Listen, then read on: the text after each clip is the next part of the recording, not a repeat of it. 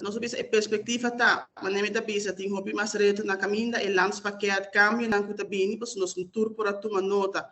na final de ano aqui o governo tá dentro parlamento tá passando diferente leina, que tinha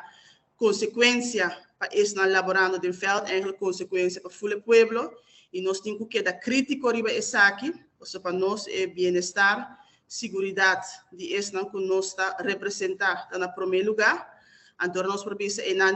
aqui se ele está reto para nós porque manter outro coisa vigilante, outro coisa crítico,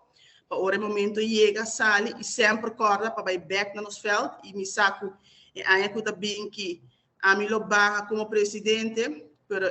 me tá bisa, me tá queda com confiança com nós lá o presidente que tá bem depois de mim, que lo sigue que mesmo dedicação, riba é parte representar o veld de uma maneira digna.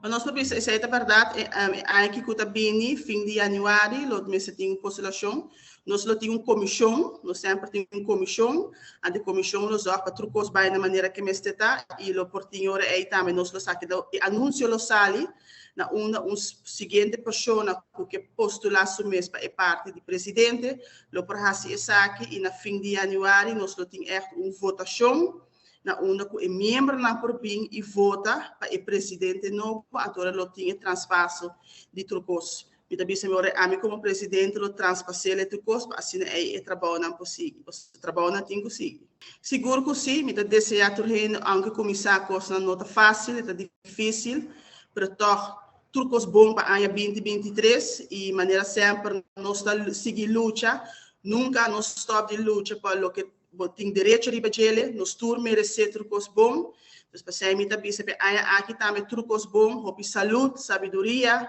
para o veld, para full o pueblo, e dia mais danke para o sustento que me a recebi no último tempo como presidente, e me sabe que nós lo seguir não é fácil, mas com perseverança e dedicação, nós seguir vai adiante, dos trucos bom para 2023.